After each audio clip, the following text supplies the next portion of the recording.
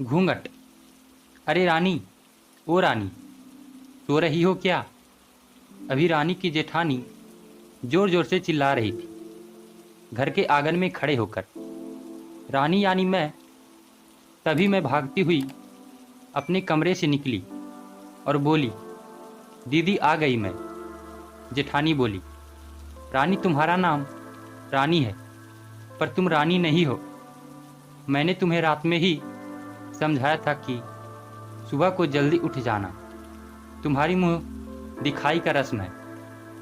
मैंने बोला कि दीदी रात को नींद ही नहीं आई, जगह नई है और मन में थोड़ा डर था कि सुबह आंख नहीं खुली तो।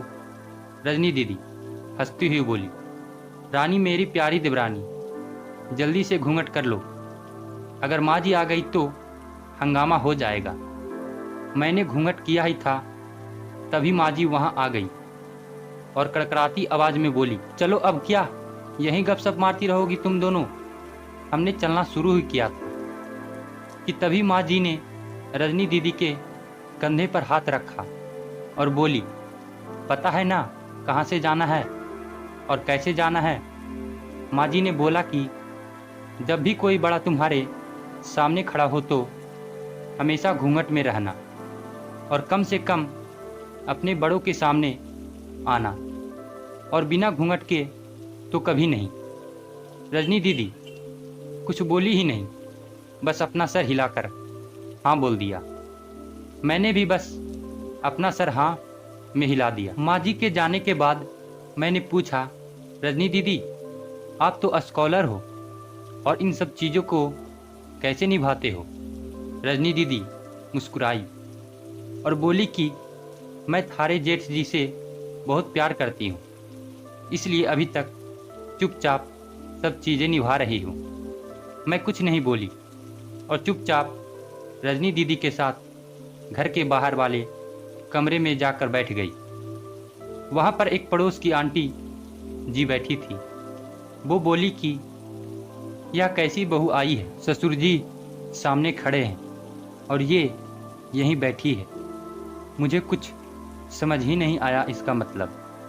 रजनी दीदी बोली कि आंटी जी अभी नई बहू है, यहाँ के रीति रिवाज सीखने में थोड़ा समय लगेगा।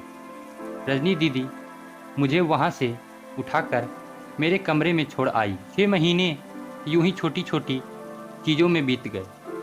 फिर एक दिन मैं राहुल के साथ साड़ी लेने गई। राहुल का फ़ोन आया और वो दुकान से बाहर बात करने चला गया। साड़ी की दुकान पर मैं बेधड़क होकर साड़ियाँ देख रही थी। तभी साथ में बैठे हुए अंकल जी खासे, एक बार, फिर 2 बार और फिर 3 बार। मैंने साड़ी वाले भैया से बोला कि भैया इन अंकल जी को पानी दे दो, बहुत खांसी हो रही है इन्हें। अंकल जी भड़क उठे और बोले, क्या बदतमीज लड़की है, इसे कुछ शर्म लिहाज है या नहीं? इस दुकान पर हंगामा देख राहुल बाहर से भागकर अंदर आया और अंदर आते ही अंकल जी के पैर छूकर बोला, मामा जी आप यहाँ? मैं घबरा के दुकान से बाहर निकल आई, एक लंबा घूंघट करके गाड़ी में बैठ गई। राहुल बाहर आया और गाड़ी में बैठकर गाड़ी बहुत तेज चलाने लगा। मैंने धीमी आवाज़ में बोला, गाड़ी बहुत तेज चला रहे हो, कहीं एक्सीडेंट ना हो जाए। हम घर पहुँचे ही थे कि तभी माँ जी जोर जोर से चिल्लाते हुए बाहर आई, देखो आ गई ये रानी साहिबा, खानदान की इज्जत मिट्टी में मिलाकर। तभी रजनी दीदी आई और बोली, माँ जी मेरे शादी के 6 साल हो गए हैं, अभी तक मामा जी को नहीं जानती, ये कैसे जानेगी? माँ जी जोर से चिल्लाई, देखो कैसे चपड़ चपड़ जवान चला रही। राहुल सबकी बात काटते हुए बोला कि माँ ये दोनों सही बोल रही हैं, अगर ये हमेशा घूंघट करके अंदर रहती हैं तो ये मामा जी को कैसे पहचानेगी? और माँ आज मामा जी के फ़ोन पर तुमने पूरे घर की शांति को भंग कर दिया है। ये वही समाज है जिसने सीता मैया पर भी उंगली उठाई थी। पिताजी और जेठ जी ने भी अपना पक्ष राहुल के साथ ही रखा।